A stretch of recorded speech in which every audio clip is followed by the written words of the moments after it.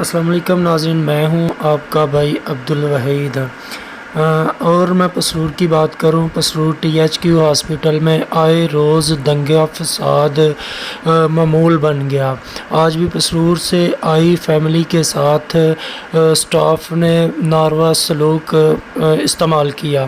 ناظرین، ہم آپ کو بتائیں کہ یہ ایک سال میں چوتھا واقعہ ہے کہ سٹاف نے مریضوں کے ساتھ نہ کہ صرف تشدد کیا، بدسلوکی کی، بلکہ ہنگامہ آرائی بھی کی۔ ناظرین، ہم آپ کو بتائیں کہ تحصیل پسرور میں مریضوں کے لیے سہولیات تو میسر نہیں، البتہ مریضوں کو ڈنڈے اور سوٹوں سے ضرور علاج کیا جاتا ہے۔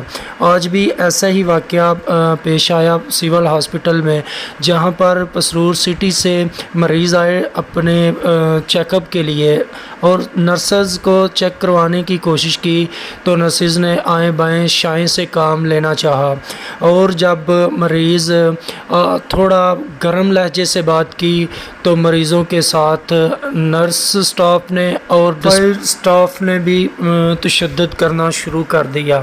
ناظرین، یہ THQ ہاسپٹل حکومت پاکستان کی طرف سے، حکومت پنجاب کی طرف سے لوگوں کو سہولیات دینے کی بجائے یہ دنگے فساد پہ اتر آیا ہے۔ کون ایکشن لے گا اور مریضوں کو کب سہولیات میسر ہوں گی؟ یہ سول ہاسپٹل کے MS صاحب کے لیے ایک بہت بڑا سوالیہ نشان بن چکا ہے۔